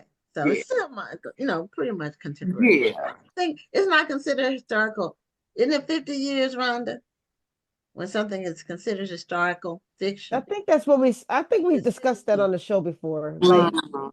Yeah, I think yeah, it's 50 years ago. You know what? The 90s is historical fiction now. Yes, almost. It's before the internet. It wasn't any internet. No, it was not the age So of the internet. Not just yet. yeah, No, that's like no. ancient times. Yes, When I yes. tell my daughter we didn't have the internet, we didn't have cell phones or any of that. No, Mm-mm. Can't no. even imagine it, but we talked. to each We other. did, and we That's went to the library. yeah, We read books. And we went wrote to, letters, we yes, wrote we wrote yes, letters, yes, real letters with our yes, hands. real yes, letters. yes, Yeah, yes, we yes. communicated. So anyway, we're at the end of our time. But Nikki, congratulations again. Thank you. Show you your book cover one more time. Yes, The yes. price we pay is young adult fiction. It's an award-winning book, 5-time award-winning. And congratulations again. Thank you. Thank you so much. Thank you. All right. You You have a great enjoy the night. rest of your night. Congratulations too. once again. Thank And you. Happy New Bless you. Year. And Happy New Likewise. Year. Same to you, All ladies. right. You guys Bye-bye. have a good night. Bye-bye. Okay, you too. Bye-bye. Okay, so before we bring on our final guest, did anybody win the book? Did you notice anybody? Well, yes, of course somebody won the book, and it's always that person who always wins the book. Okay, who It is was it? Curtis. Curtis won it. Okay, well, Curtis, Happy New Year. You know, the last book, Lydia won the last book. Yeah, that's true. That's true. So, but Curtis, he wins most of the time. So we'll send you your book, Curtis. It'll go in the mail this week. And congratulations on that. So we have our final guest, and it's two young ladies that opened a bookstore recently in Yay. Avondale Estates, Georgia, which I'm assuming is a suburb of Atlanta. And they named their store A Small Place Bookstore. It's an independent bookstore. And welcome to Black Authors Matter TV. Hello. Good evening. Hello. Good evening. Glad you have your name there. I think someone has We have a little bit of feedback. Is it a Are y'all in the device? same room? No. Oh, okay. I think somebody may have a device on. Yeah. Okay, you just need to turn the sound off on the device. But I'm glad you have your names so we know who's who. So Jasmine and Enkeshi, is that how it's pronounced? Yes. Okay. I didn't want to. I don't like to mangle people's names because I don't like people to mangle mine. And my real name is my whole name. I shouldn't say real name. My whole name is Guinevere. People butcher it. They look at it and it's spelled like it sounds, but people look at it and they freeze up. You know, they don't know what to say. So I try to get people's names right because you know your name is your name. So anyway, welcome to the show and congratulations on having your bookstore. Now, Jasmine, what does your shirt say? I see read on there. Okay, So read, write, revolt. Oh, okay, all right. Love that. It's one of our sweatshirts that we have in the store, and it's been a great seller when the weather gets cold, and it reminds people of the importance of reading. So I'd wear it tonight. Okay, that's great. And now, how do you all know each other?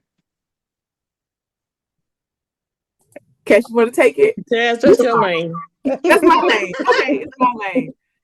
So, Enkeshi has been my friend almost 20 years. We attended the same college together, Agnes Scott College in Decatur, Georgia, a suburb of Atlanta. Okay. And our last names were both T's. Before we got married, we both had T last names. So one of the first things we did as first years where we had to line up, I think I was right in front of you, Enkeshi. Mm-hmm. And we developed a friendship over the course of our college years. But we've been friends and sisters since then, have experienced a lot of life milestones with one another, changing cities and kids and families and new jobs and all of the things. So it's pretty much like my family at this point. Oh, that's beautiful. That is. Okay. And, you know, long-lasting friendships are to be treasured because there are a lot of short-term so-called friends, but the ones that are there for the long haul are the ones you can count on. But sometimes people that you know for a long time, sometimes you all can have a misunderstanding. That happens. And sometimes the breach is healed, but sometimes it's not. Mm-hmm. I have one really good friend that we had a sort of falling out. It wasn't on me. Well, it wasn't my choice, let me say that. But it lasted for 10 years, and then we reconnected. Oh, wow. And now, it's back like it was before. Good. Mm-hmm. So anyway, now, what made you all decide to open a bookstore? So this bookstore grew out of different projects that we were working on separately, but supporting each other through. So I started a bookstore in Knoxville a few years ago um, with the community there. And then I moved back to Atlanta about 2 years ago. And so when I moved back to Atlanta, sort of kind of bringing this bookstore world that I had been a part of for so many years that I really loved, couldn't part with it. And so I was doing a lot of pop-up bookshops, and Jasmine and Zuby, who was another one of our close friends from college, had a fashion business that they had started, a fashion brand called Interwoven. And so Jazz was also doing pop-ups. Zuby lives in Ghana. And so Jazz was sort of holding down the sales front in the States. And so when I moved back to Atlanta, we were sort of popping up together, sharing the costs and sort of collaborating and, working it out together so we could support each other and make it possible. And about last year around this time, after we did a long-term pop-up, we kind of had a conversation about being too tired and too old to be, carrying all of these loads all the time and around the city. So we decided that we would start looking for something permanent, a more permanent situation. And so we started looking at places to rent to open a store. And so I made a vision board in January of last year, or January, February, something along those lines. And we got the space, I think at the end of February, early March, something like that, and opened in April. So we're coming up on our first year. Well, congratulations. Congratulations. And what types of books do you offer in your store? Primarily Black books, all genres, different age groups, so a little bit of everything, from African reads and Caribbean reads to cookbooks, fiction, nonfiction, lots of children's books. We both have young children, and so they definitely they advocate for spaces for themselves in whatever we do. And so, there's a kids area. But yeah, we carry a little bit of everything. We get a lot of requests for independent authors, and because our store is so tiny, we only have 226 square feet. So it's a room. So we do support independent authors by doing book signings in the store, and we'll carry at least 5 at a time. But because of limited shelf space, we don't have a ton of them. But we're always thinking about ways to support independent authors as well, because there's several of them in our community, people that we know personally, and then people that sort of reach out to us through different networks. Oh, that's so I'm sorry, were you about to say something? I'll wait. I was gonna add, Rhonda, that because our space is so small, we have a lot of fun choosing which books that we carry. And Enkeshi has a lot of fun doing that part. But some of the things we carry are things that we like to read or things that have been impactful for us. And our customers help inform what's on the shelves as well. We look at various lists to kind of get a sense of that. And we try to be attentive also to books that have been banned, Black books that have been banned, and providing space for that as well. But when people come in, like books that we grew up reading, like we have a lot of like reading rainbow books, books that are not necessarily the newest things that are coming off the press, but some older backlist books as well. And because the space is small, you never know what you will find at any any time that you come in. So that's kind of cool too. It's like a treasure trove for buyers who come in and just kind of happen upon something because that's what we have in at the moment, you know. Mm-hmm. So, what made you pick Avondale Estates as opposed to Atlanta proper? Um, Several reasons. The easiest one is that that's where we found a place that we could afford, um, and really we were able to afford our space because it was so small, right? I don't know if you all are in Atlanta or not, but real estate in Atlanta is not cheap, especially commercial real estate. And so, you know, finding a place that we can afford.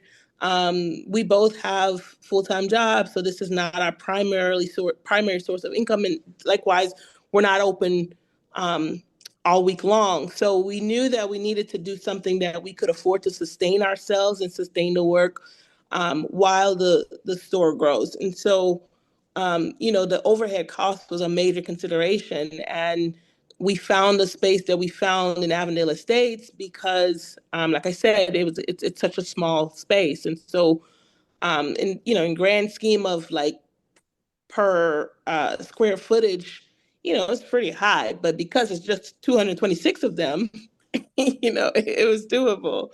You know, it's kind of like it's really exciting how, you know, we come from traditions, you know, in families, Black folks who make a dollar out of 15 cents, and that Right, is right. what we did in the store. You know, people are often surprised by what they find when they come in the doors. You know, they see a small place and they come in and like, it is a small place, and It is then a they're small like, place. It is a it's small so Why place. is it a cute, you small know, place? it's pretty. Yeah, so they're surprised by the size, but they're also surprised by, you know, how well the space is curated as well.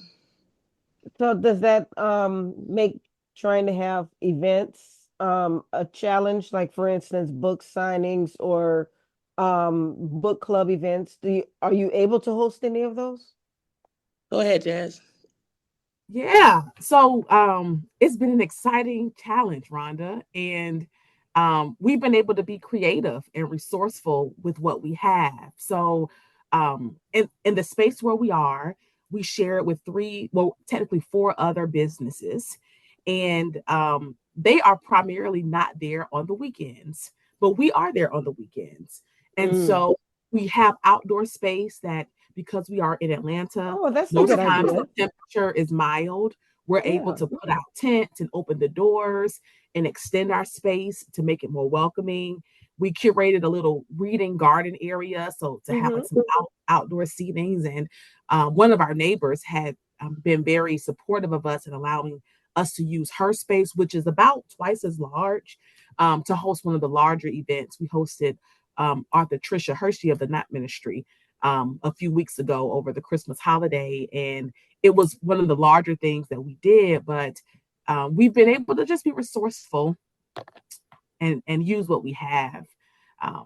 And also recognizing that our sweet spot are smaller curated events for now, at least. So, Yeah. and living into that, kind of owning that's who we are. Well, That's the type of experience we want to provide, where you can really talk with an author and connect Right. with their friends or their people and really get a Well, sense of the heart behind it. what I'm hearing is creativity, and I'm hearing networking. Networking not just with authors and book readers, but with your neighbors, because you're sharing that Absolutely. space with other businesses. And because you have established a relationship, which is what else I'm hearing, Mhm. you've been able to kind of share spaces a little bit and help each other out a little. Absolutely. And, you know, that's definitely what, you know, community is really important to us and what we're trying to do in the bookstore. And as much as we are, you know, we try to be in community with the people around us, like our neighbors in this building, we're also encouraging our customers to sort of be in community with each other. And so, you know, the types of events that we do have and will Mm-hmm. have are the sort of intimate experiences where people can connect with each other, you Yes, know, on a yes. deeper level. It's not just doing it because it's trendy or because it's, the thing to do. But like, we come with our true selves and we meet each other where we are and, have deep, meaningful connections and conversations. Wonderful. Well, it sounds like you all thought through how you were going to open, because a lot of people, they make the mistake of, when they get a brick and mortar store, they take on too much overhead. And entrepreneurs tend to be optimistic, and I do. We have to be optimistic. We do. And I've had to rein in my optimism over the years.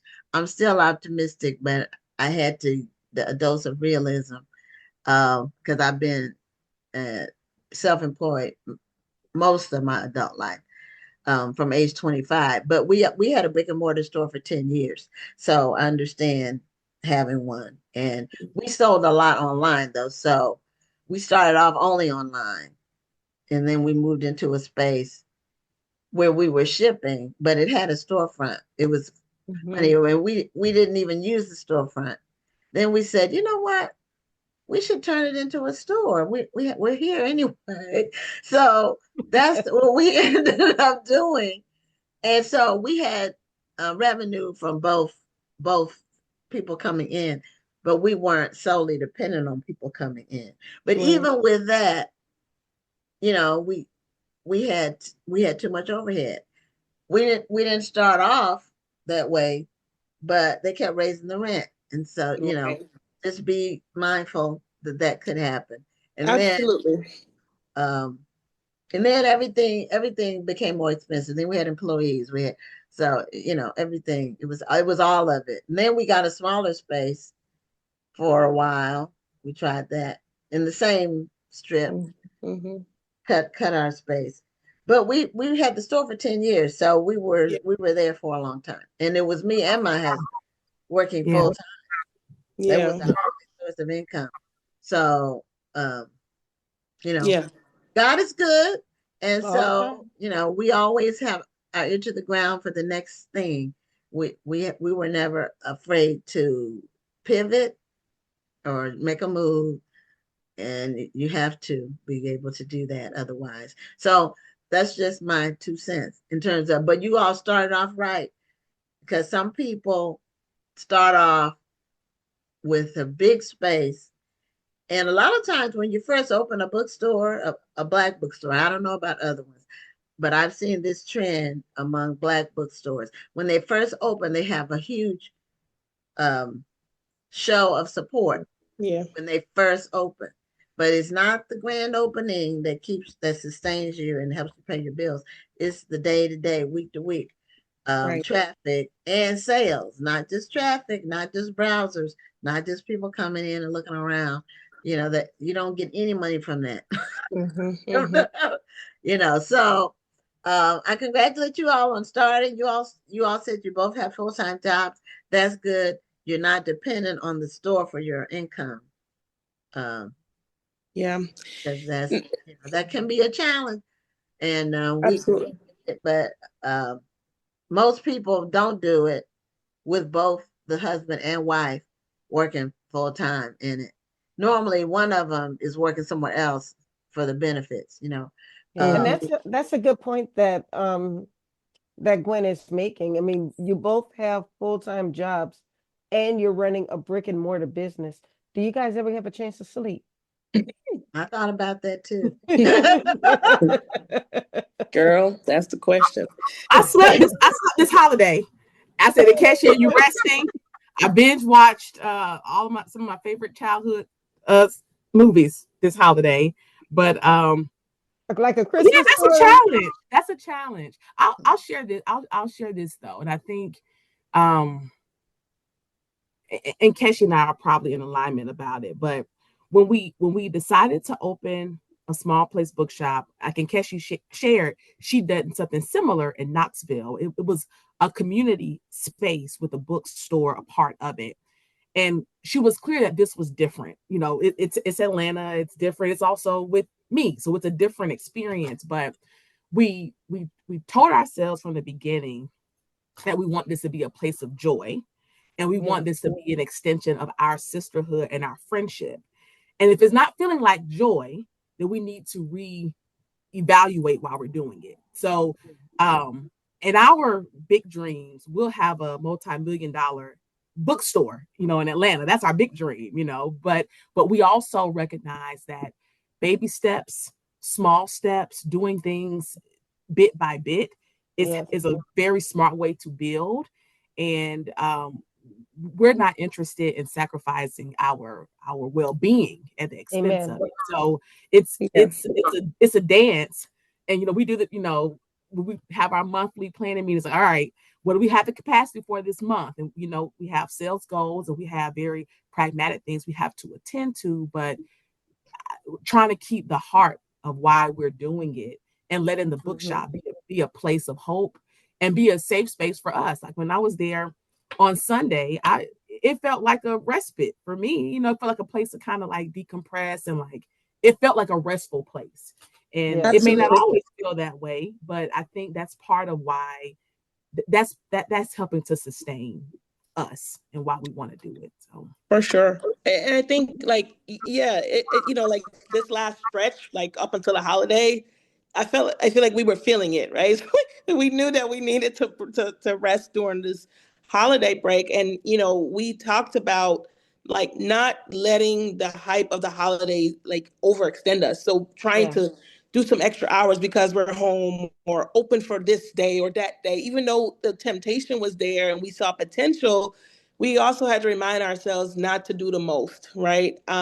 One thing that, Jazz mentioned about the stages, that's something that I will never forget. When I started the bookstore in Knoxville, Jazz told me, you can do everything you want to do in life, but it may be in stages.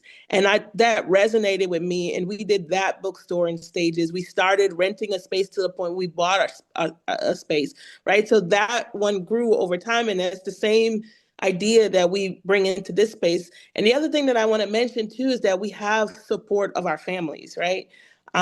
We are not doing this alone by any means, right? Like my husband, Jazz's dad, our husbands, the kids, my parents, her parents, our siblings, everybody, and beyond, right? Friends come in and do things like take pictures for us. I mean, so we met friends at the bookstore that are showing up for us, right? So we do have the support of our community, and I think because it's not this major ordeal, people can kind of pop in as they can, as as time allows or as their resources allow, and pop out. And so it's really, and we keep up with Black bookstore world nationally, right? And we see all the things that are happening, and some of the stores that to us are like models that are like winning, and then you hear like they're shutting down, and that's just so heartbreaking to see, right? And so it's it is a dance, and we have to figure out how to make sure that we have what we need. We have growing kids that we don't want to miss important moments for,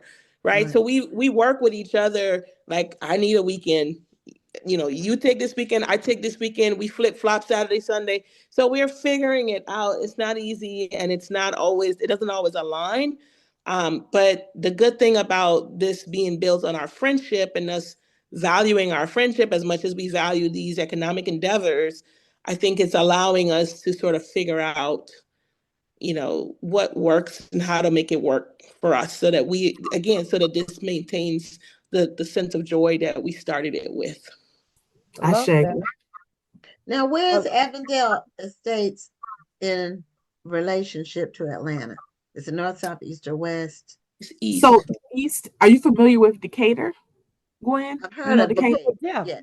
Decatur Book Festival. So it's like east, kind of southeast, east of Atlanta, and Avondale Estates is like wrestled right, a little bit further east of Decatur, between like Decatur, Stone Mountain. So it's definitely Metro Atlanta, but kind of like that eastern part of. We both live in Decatur, so it's right there. Oh, okay. Well, it's very close to Agnes Scott, and you talked a little bit about the Agnes Scott college roots, and so Is Agnes Scott? How big a school is that? It's a small school. Is it a liberal arts school? Liberal arts college, around 1,000. Mm-hmm. Thousand. About 1,000 undergrads and a couple hundreds of grads. Okay. Right, yeah. So yeah, smaller school. So yeah, it's easier to get to know people.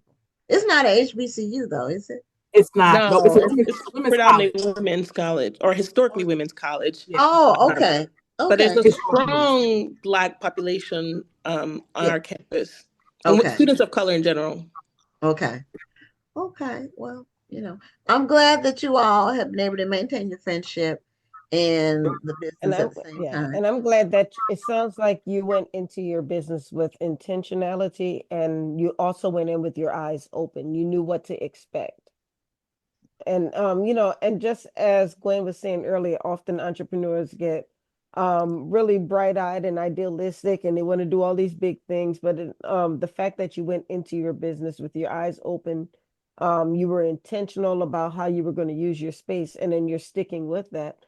That says a lot. And I love the fact that you are trying to keep your work-life balance, because that's hard, having a full-time job and a brick and mortar business, and you have families. And you got small kids? Yes. Now we had one daughter, we still have her, but she was a little girl when we had the store. She's 28 now. Mm-hmm. But she was at the store a lot. Yeah. Because when my husband would pick her up from school and bring her to the store. So she was always with us. And so she got to see how a business, operates, which she doesn't want to be an entrepreneur. She said it's too much work, but It is. she understands it. Absolutely. But she was always with us. And when people suggest things to her that are business related, she can respond with intelligent answers because she's seen it, so she gives people advice a lot of times just because she grew up in it, and she knows what it's all about. And it's good to what we did. My husband had sons that were older, and they lived with us, and we put them to work. We put, and we paid them, but everybody was involved. And like you said, you have your extended family and everybody is involved, and that makes it not so stressful because you're still spending time with your family, even though you're working, right. But that makes especially with the kids. I think, and Jazz, our daughters are a year apart, and so they spend a lot of time at the store, and they're developing a friendship because of that too. So they call each other cousin friends. Yeah. And so they're learning the bookstore business, but they're also like developing like a friendship, a rooted friendship. So that's really nice to see as well. Okay, well, we're almost at the end of our time, so tell our viewers how they can connect with your store. Do you have a website or social media and all of that? Yeah, we are a small place bookshop. .com. We're a small place bookshop on Instagram and TikTok. We do have an online bookshop, so people can buy books from wherever we are, wherever they are, and we'll ship. We also have a bookshop.org account if people want to support us through bookshop.org or Libra FM. We're on all of those platforms. We definitely want people to give us a follow on Instagram and TikTok, and check us out. Jazz, add a thing. Yeah, that you got it all. Oh, Interwoven. If you want to follow the boutique partner Interwoven, you can do that as well. So yeah, we didn't get a chance to talk about the Interwoven. It's all I did connected. go on your site, and I saw some of the clothing. So they also have some authentic African print clothing and things on there, and they can tell you more about it if you go to their website and reach out to them. They'll tell you about that as well. I'll just add this last little piece here. The connection for us is about stories, Black stories in all of its forms. And so we tell stories through, of course, our literature, our poetry, things of that sort. We also tell stories through our fashion and how we choose to outwardly express ourselves. And so that is part of why it made sense for us to have two things kind of under the same space. But Gwen and Rhonda, we want to thank y'all for you. curating this space for authors, for booksellers, for folks, Readers. Yeah. for readers. Y'all have been doing it, and we want to say thank you. We appreciate what y'all are doing and for having us on this evening. And we thank you for joining Absolutely. us tonight and sharing your story, because your story could be an inspiration to the many people who are listening to the show and will listen to the show throughout the week. So thank you for what you're doing. And if you're in the area, go shop. Check us out. Yes. Yes. If you're Check us out. And also we also placed your website in the chat. So everybody, please go and visit this bookstore, whether it be virtual or in person. Visit this bookstore, support this bookstore. We don't have a lot of Black bookstores. Right. And it's wonderful to see more opening up. So congratulations on that. And that's free. Right. Thank you so much. Okay, have a great evening. Ladies. All right, good night. Bye. Well, we've had our first show of the year, and we're excited about what 2025 has in store. And we will see you. You know, all the episodes for the next 4 weeks are completely booked, Rhonda. So we have a really good lineup for the next month. So anyway, thank you all for tuning in, and we'll see you next Tuesday on Black Authors Matter TV. I'm Gwen Richardson signing off. And I'm Dr. Rhonda Lawson. Have a wonderful evening and a great week. Thank you for tuning in, and join us next Tuesday at 7 p.m. Central, 8 p.m. Eastern for another edition of Black Authors Matter TV.